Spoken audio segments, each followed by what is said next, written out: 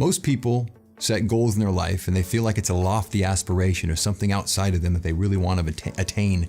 And they feel like its attainment will take a lot of work, feels like it's separate from them, feels like something that maybe they can't quite achieve. And then they write those goals down, as I learned when I was very young about goal setting, was you'd write that goal down, you'd kind of reverse engineer that goal, setting a series of steps chronologically in time to attain that goal and how much time that goal was going to take to accomplish. And it always felt separate to me.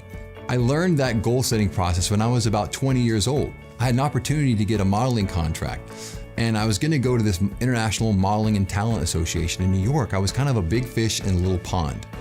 I lived in Spokane, Washington at the time, and I was modeling. I was discovered one day in a clothing store about 18 years old, and I decided that college wasn't for me and I was going to aspire to become a professional model. Well, my modeling agency at the time decided that I should try out for this big modeling talent association competition in New York. So I saved up my money, and it took me about 3 months to prepare and to save enough money to compete in this competition. Well, I learned this great book about goal setting, and I learned in this book that you write your goals down and then you put them on your bathroom mirror and you imagine what those goals were like before you fall asleep every night. And so I did that for 3 months. I was consistently focused on the goal. I wrote about 5 goals down, and one, of course, was to get a big time modeling contract in New York. There was 1,500 models at this International and Modeling and Talent Association competition. There were agents from all over the world, and they were giving 10 male model contracts, and my goal was to get one. So each day as I lived in Spokane, Washington, I would have my goals written on my bathroom mirror, and I would imagine those goals coming true. But my top goal was to get this modeling contract. Because I was in high school, I had aspirations of doing other things, of becoming a pole vaulter and getting a scholarship and then going into audio engineering, had lots of the goals. But when that didn't happen for me, I realized I needed a new path in my life. So I changed my direction. I completely focused on something different that showed up in my life, and that was to become a professional model. So all this time that I spent focusing was about a goal that was outside of me. But I learned in this powerful book about imagining your goal is happening now. So it was kind of the red herring to what my life would be about, which is imagination. I learned from a great teacher about imagination. Einstein said, "Imagination is more important than knowledge." His quote further says, "Imagination is more important than knowledge. Knowledge is limited, can take you from A to B, but imagination encircles the globe." That was a clue to me. I read that quote when I was in high school. I thought, wow. As I was setting these goals, I thought about imagination. And then much later in life, I read about Neville Goddard. And he says, imagination is the greatest gift that God has ever given us. Your imagination is the power you have to manifest into your life. So as you set goals and you imagine these goals, they become real in this present moment.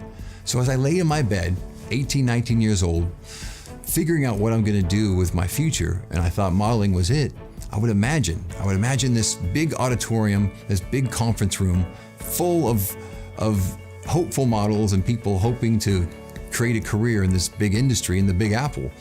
Probably the biggest modeling contract you could get would be in New York. It was the mecca for modeling at the time. I think it still is. And ultimately, when I would imagine winning this contract, I saw this room in my imagination as being full of red carpet. There were stairs, there were red stairs. There was this huge screen on the stage that had the picture of the model that got the competition contract, that won a modeling contract with a big time modeling agency. Well, I'd imagine this every night in my bed before I go to sleep. In the morning before I get up, I would imagine this goal. And long story short, flew to New York, was with my modeling agent and other hopeful models from Spokane area, and 7 days of competition, the final day comes, and I walk into this big ballroom, and the carpet in the entire ballroom is red. There's red carpeted stairs going up to the stage, and there's a huge, probably 20 foot by 20 foot screen that they put pictures of the models that got the contract. I did not know any of this. This is my imagination. I tell you this because imagination is connected to everything. So longer story short, they get down to number 9.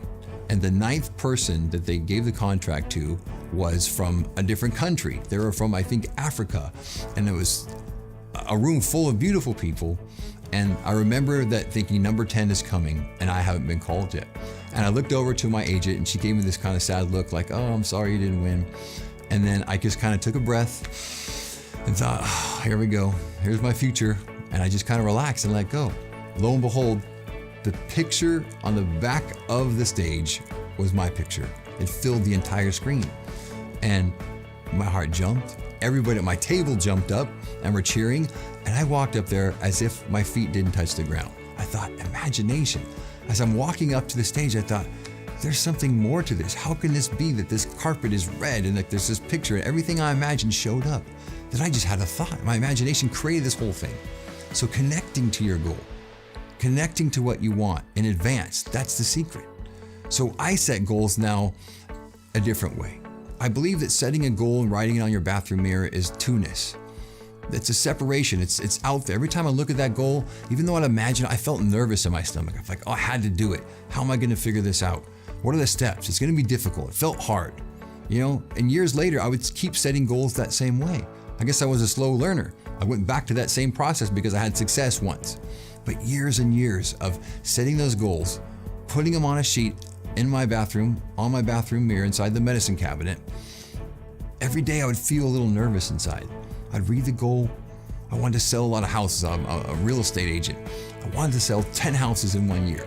And I look at that and realize I'm not getting a lot of showings and realize that it's not happening, or I wanted to get a big time modeling contract, or I wanted to get a record deal, or all these things, these tangible things that I wanted to get became fearful. They became stressful in my body. And as that would happen in my life, I realized that's not really what I want. So I learned a great secret to goal setting. And I call it setting goals with your soul. It comes from a line that I read in a great book by Neville Goddard, saying that goals are created in your imagination before they manifest. You have to think from the end instead of about the end. Dr. Dyer had a great quote that I'll never forget. He said, how could the God of oneness ever recognize two-ness? If God is one and always is one, how could he recognize two? So if you're using your imagination, which I believe is a gift, the greatest gift God has ever given us, to set a goal, you have to come from the end. You have to think from the end instead of about the end. Setting that goal, writing it down, looking at it on your mirror is thinking about the end, not from the end. So I set goals with my soul now, meaning I use my imagination, and I imagine in this now moment, that goal has already happened. I'm already selling those houses. I already feel the outcome as if it happened now. So I think from the end instead of about the end means there's no time. It needs linear time to create a goal, yes, but when you imagine it here and now consistently, when you focus on the end consistently day in, day out, you come out of that imagination feeling like, why isn't it here now?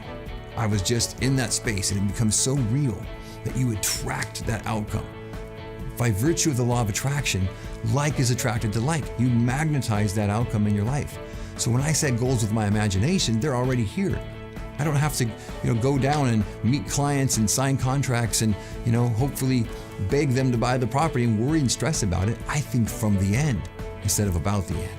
It's already happened. It's already real in my imagination. So I set goals with my soul, meaning I set from the end. I live in that end now. I do it consistently. That's how I've created massive abundance in my life, emotionally, socially, spiritually, financially, musically. When I create music, it comes from imagination.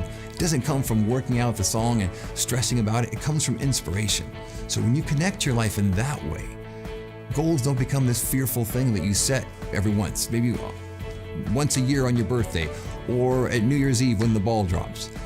Goals are something you connect to regularly, and you focus on them regularly, and you think from the end instead of about the end. They've already happened. They've already occurred in your physiology, in your mind, in your heart, in your soul. You're thinking from the end, not about the end. There's a great teacher, Nikos Kazantzakis. He wrote a book called Zorba the Greek, and he has a wonderful quote in there that teaches you about thinking from the end, not about the end. He says, by passionately believing in something that still does not exist, we create it. The non-existent is what we have not sufficiently desired. So in your imagination, if you believe it, if you feel it, it exists. You create it. You imagine it passionately, and then it magnetizes that outcome to your life. And then it happens. You set goals with your soul.